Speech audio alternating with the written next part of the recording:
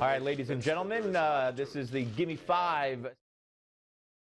Get right to it. Bill. What a peace deal would look like involving a territorial compromise on both sides based on 67 lines with mutually agreed upon swaps that would ensure that Israel was secure, but would also ensure the Palestinians have a sovereign state in which they can achieve the aspirations that they've held for so long.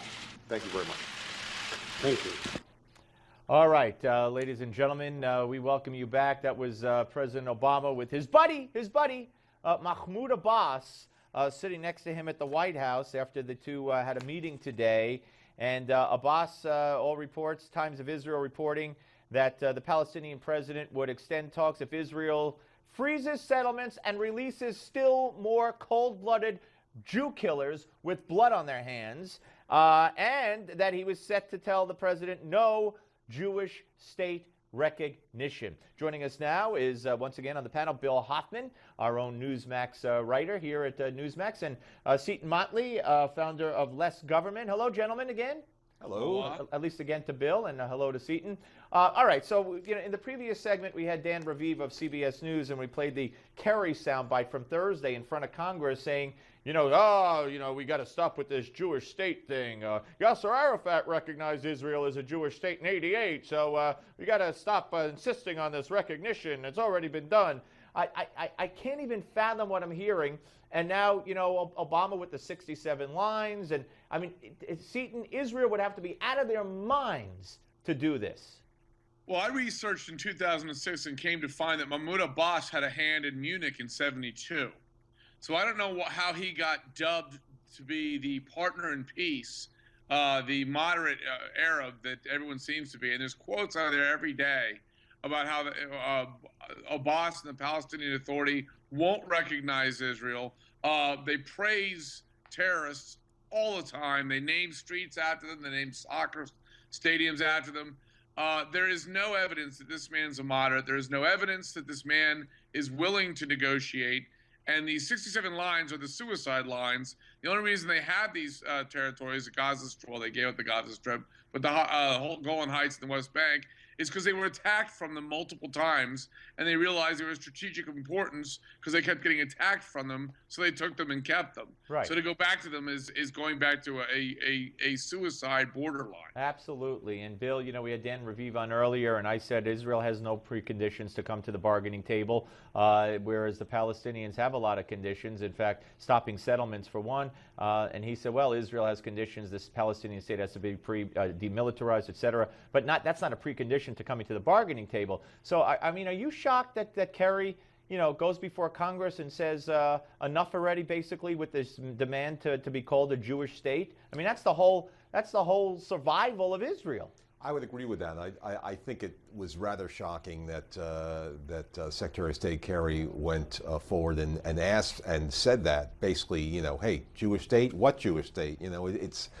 It's crazy. I can't see any way of moving forward if you're going to drop that out of the pot. At the same point, I still have to give the administration some credit because they're sitting on a powder keg with these negotiations, these quote-unquote negotiations, and no matter what they say, no matter what anyone says, this thing is just like it could explode any second. Right. Well, and Seton, it can explode into another intifada. But if you look back at the statements of Kerry, Kerry basically promised or threatened another intifada if these negotiations don't pan out. And then Kerry basically said, we can't help you with isolation, which will result if these negotiations don't pan out. Obama then gives an interview last week or 2 weeks ago to the Bloomberg and says the same thing about the isolation of Israel and the boycotting of Israel. Hey, if it happens, it happens. If you don't negotiate, if you don't come to peace deal here and take what we tell you to do. And then you have this, Kerry basically taking the Jewish state thing off the table.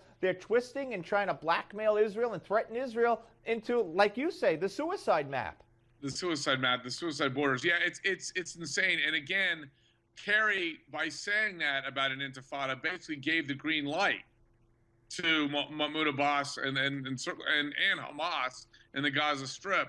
If you'll recall, in 2000, we got Israel to bend over and a barrel and take it from the Palestinians, and the Palestinians didn't take the deal. They launched the second Intifada. So I don't want to give Obama any credit for this. The way he's talking about sanctions and isolation with regard to Israel is the exact same way he's talking about Syria. Now, I'm sorry, but I do not want to hear similar language out of the United States president with regard to Syria and with in comparison to Israel. It's absurd. All right, here's a story that Dan Raviv broke. This broke a couple of weeks ago, and it's that Obama basically has pressured Israel to stop killing Iranian nuclear scientists.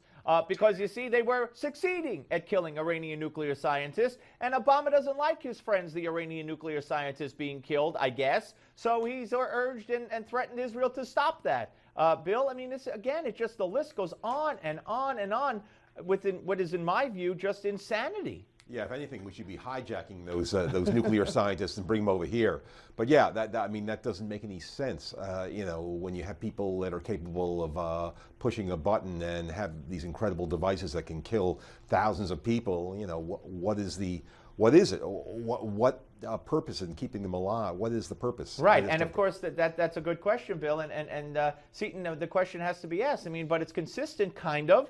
With the outreach to Iran. It's consistent with wanting Morsi in there instead of a government that doesn't despise and hate and want to kill Jews and Christians. It's consistent with what's happened in Libya. It's consistent with who Barack Obama is or has shown to be. Well, it again shows how many different directions Obama will take pressure to put pressure on Israel.